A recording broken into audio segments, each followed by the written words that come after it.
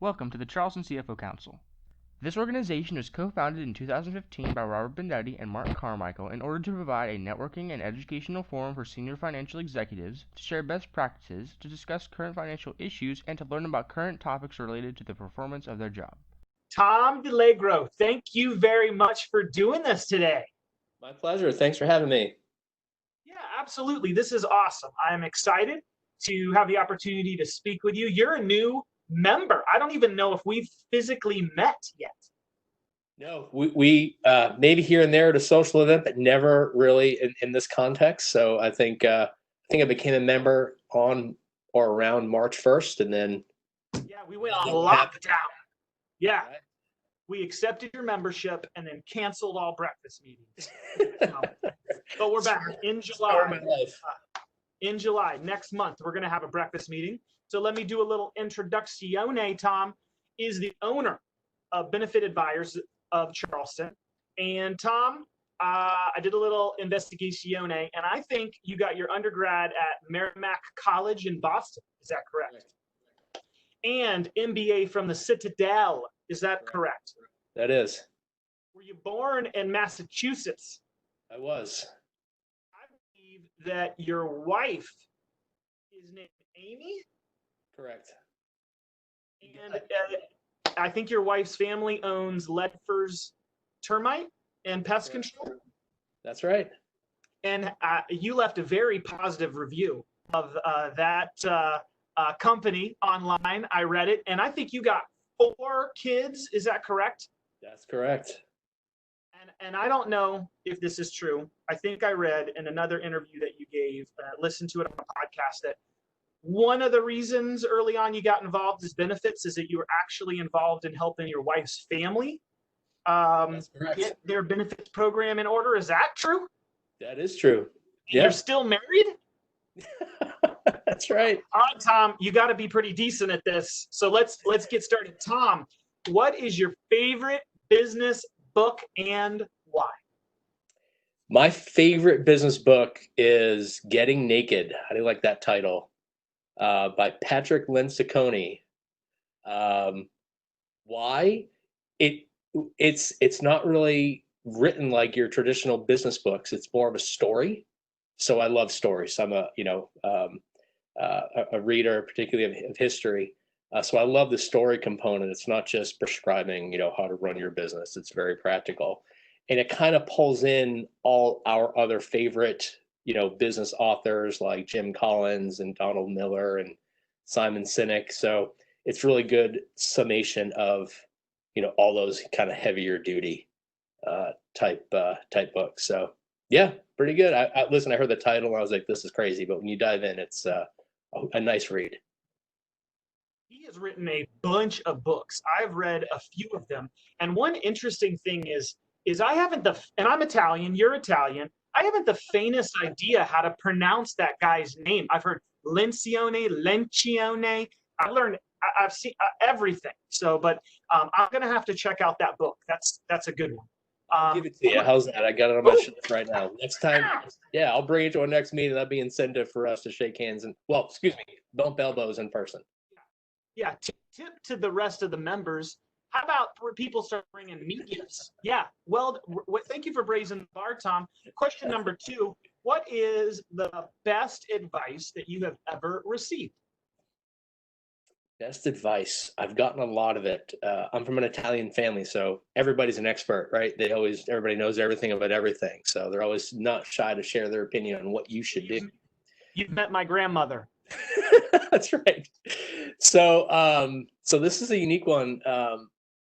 So when growing up, there were 2 things we had to do: have a firm handshake and always have your hair, very well kept, cropped. My dad was a Marine, so that was big. And we used to go to this barber, and dude, really like Goodfellas type scene, really Godfather type scene. He was a short Italian barber, and his name was Vinny. He didn't speak a word of English, but on his wall, to the left of the mirror, every time I went in, every 2 weeks for 12 years, he had this plaque, and it said, "It's better to keep your mouth shut and appear stupid than to open it and remove all doubt." And that stuck with me. I looked at it all those years, all those times I went in there, and it sort of, again, encapsulates everything that typically people would advise you as a young man. Don't BS, right? Always do your best.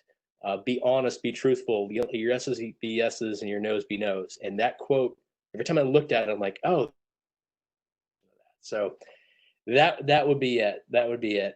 Better to keep your mouth shut and appear stupid than to open it and remove all doubt. How about that? That's good.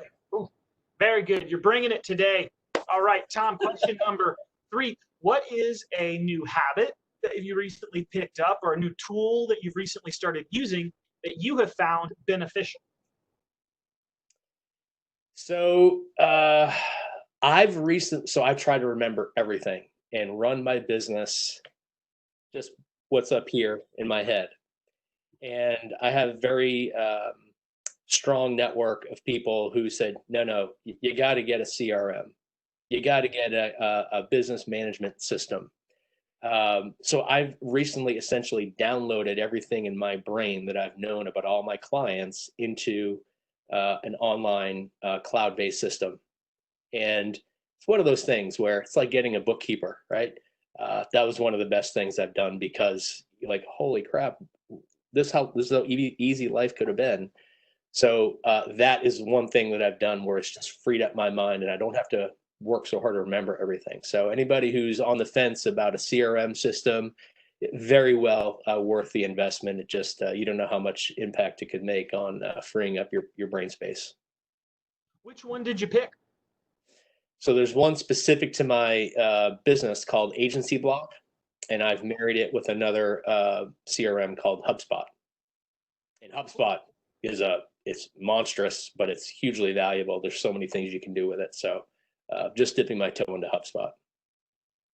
Okay. Well, great transition to question number 4. What is the favorite part of your current job as owner of Benefit Advisors Charleston? Yeah, so thank you for that question. Because when I first got into this business, I thought it was just insurance. Matter of fact, I didn't even know it was insurance. I thought it was one singular aspect that kind of sat off to the side.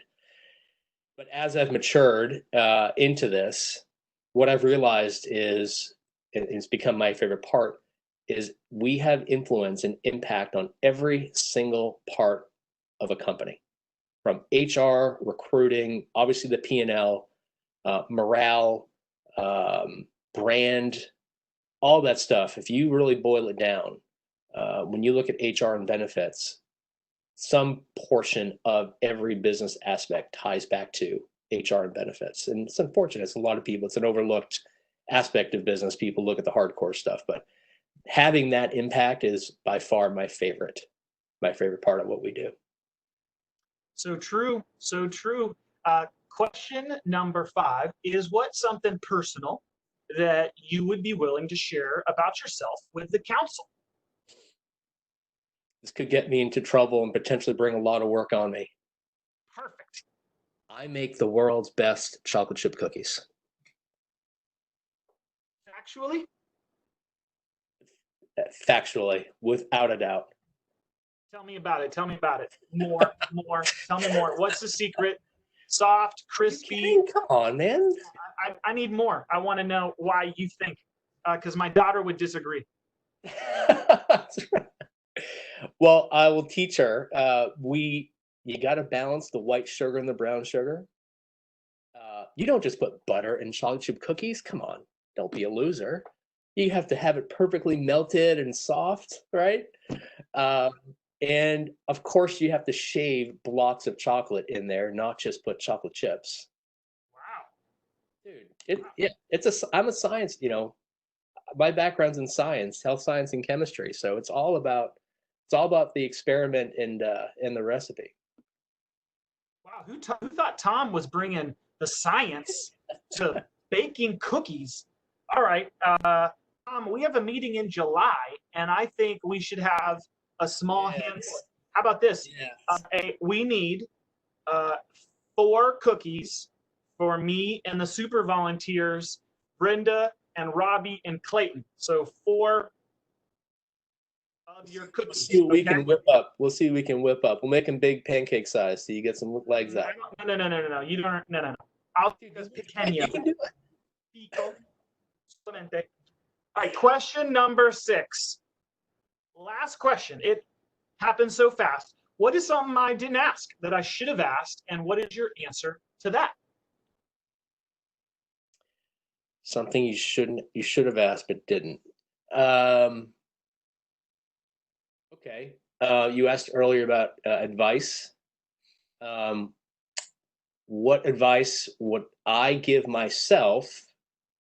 And by extension, what advice would I give my kids or anybody else coming along in business?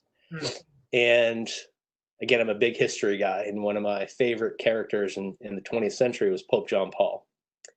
And one of the things that I read about him was when he was working in Poland, trying to overthrow the communist regime. His very simple advice to those people was, "Fear not." That's it. 2 words: fear not. So let your mind run with the ramifications of that, but that's what I would tell myself and everybody else if I had the chance. Fear not, whatever it is. Fear not. Oh, that's good. And you brought a lot today, Tom. I'm looking forward to that book. I'm going to check that out. And I appreciate your giving it to me because I feel a little weird about ordering Getting Naked. My wife would see that on Amazon. I'd get a text immediately. You know what? That your search history.